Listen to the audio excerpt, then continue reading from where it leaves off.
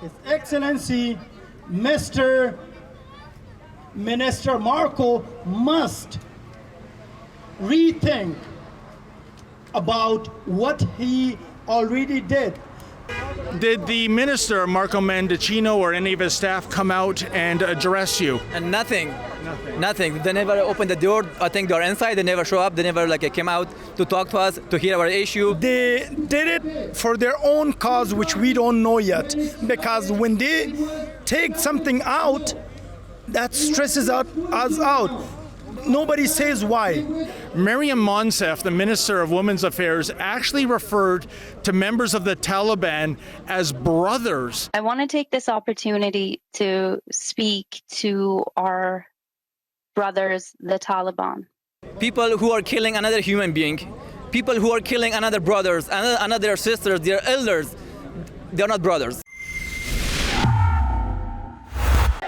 David Menzies for Rebel News here in Toronto. Well, folks, members of Toronto's Afghan community are staging a protest outside of Marco Mendicino's office. Now, Marco Mendicino, he is the Minister of Immigration, Refugees, and Citizenship.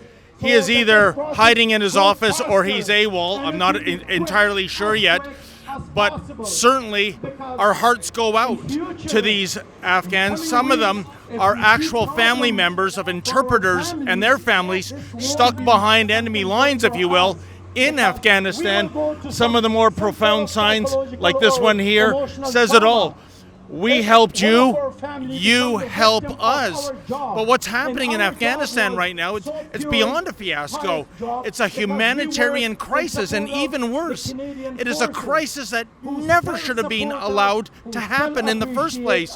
So these members of the Afghan community, they are protesting outside Marco's office. I doubt he'll give them the time of day, but we'll, after the protest is over, talk to some of these demonstrators and find out how bad the situation is in Afghanistan and what can be done to remedy it, because right now it seems that what's holding so many of these people back from a safe harbor is red tape and documentation.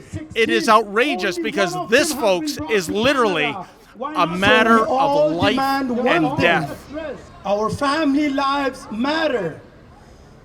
His Excellency, Mr. Minister Marco must rethink about what he already did. First of all, they put our extended families under the special program.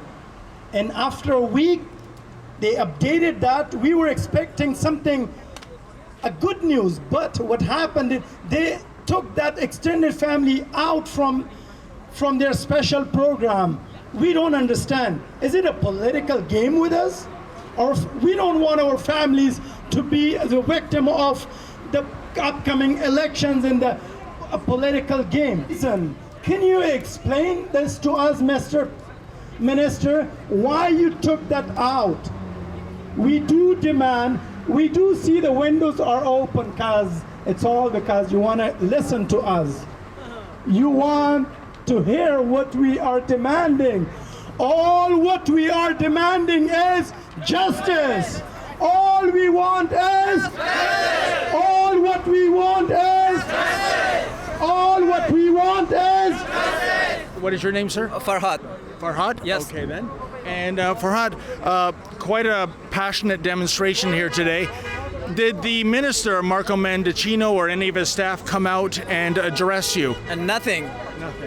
They never opened the door. I think they're inside. They never show up. They never came out to talk to us, to hear our issue, to resolve the matter that we have right now in Afghanistan right now. That's shameful, because he is the minister in charge of this file. You know, the way I look at this is that not only is this a tragedy, but it's an unnecessary tragedy. This didn't have to play out like it has. What was the government thinking in terms of not getting the interpreters and their families back to safety weeks or even months ago? I think they never set up a solid system in the beginning. They came up with and this situation. They came up with a passport. They came up with a COVID vaccine card. In Afghanistan, you cannot imagine. The hospital is closed.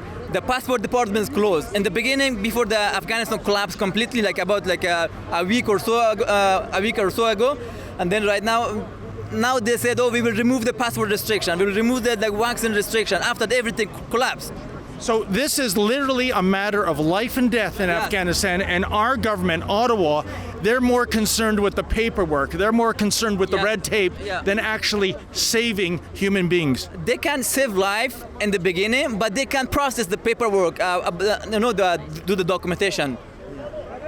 So why isn't this fast-tracked? Why can't Prime Minister Trudeau take one day off campaigning in this election, make all the necessary phone calls, and get something tangibly done to help Afghans?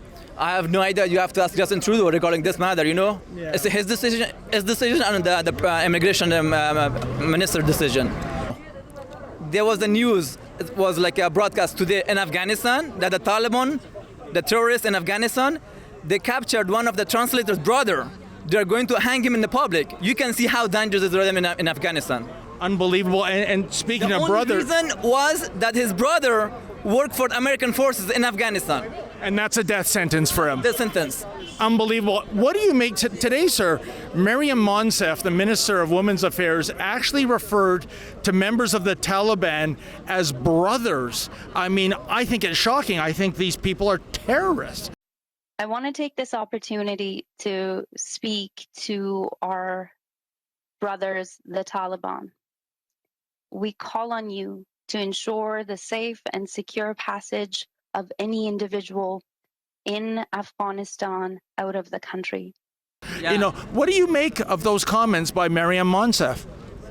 People who are killing another human being, people who are killing another brothers, another sisters, their elders, they're not brothers. No.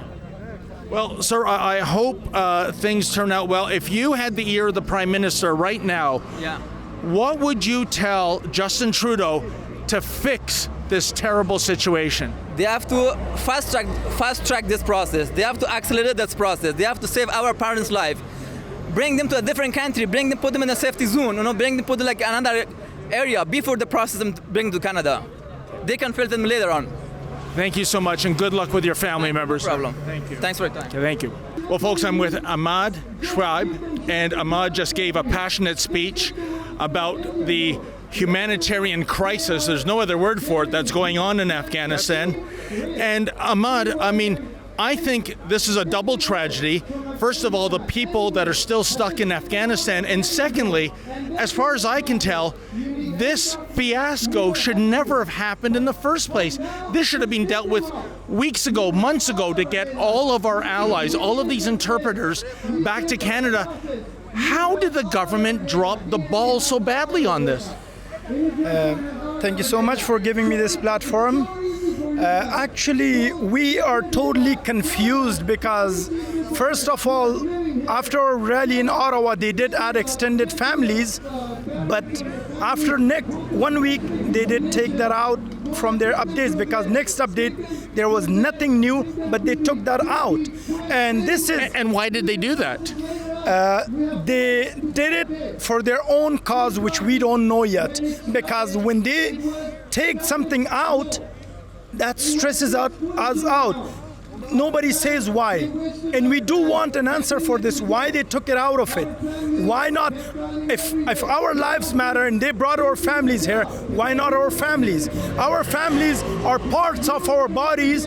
If one of our family loses their life, that means we will be going through psychological and emotional trauma forever, and we will be struggling forever here.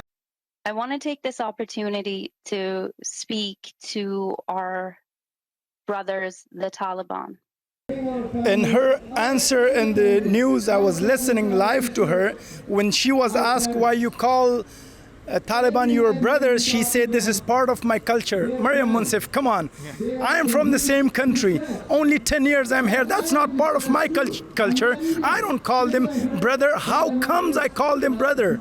There is no reason I call them brother. And that is absolutely, absolutely not part of my culture. Where did it come? I don't know. I did my family application for my wife, for my spouse 4 years ago. It's not 1, 2, 3, or this is 4 years.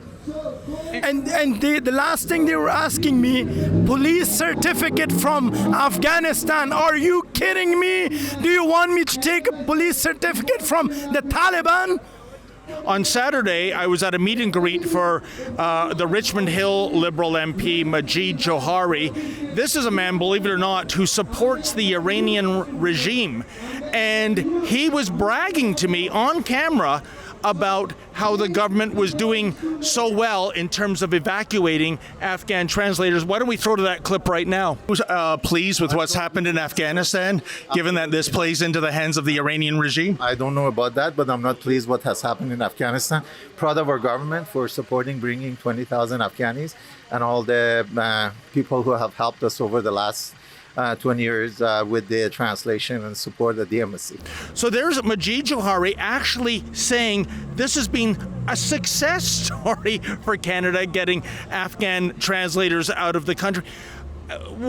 How is he so deluded, or is this just an outright lie on his behalf? It's not a diss or no disrespect to any news, but back home we say when people are bluffing like that, we say they're listening to Fox News a lot.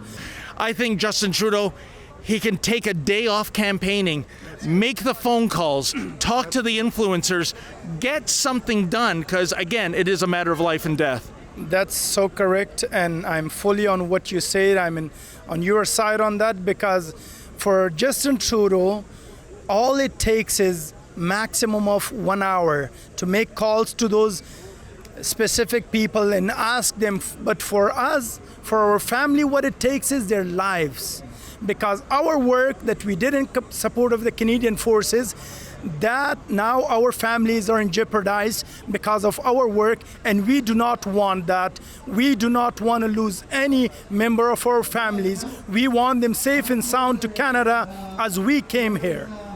Ahmad, good luck. Thank you so much. Thank you so much. Thank you.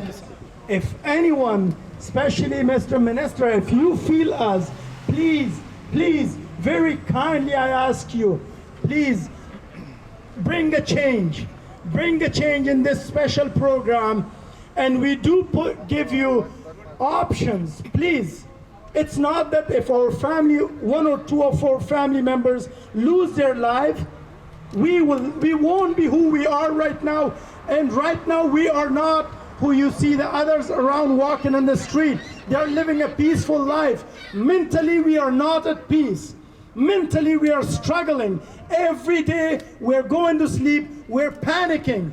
We are thinking about our families. We're looking at their pictures, and we are going to sleep in the hope that we wake up tomorrow morning and they are still alive.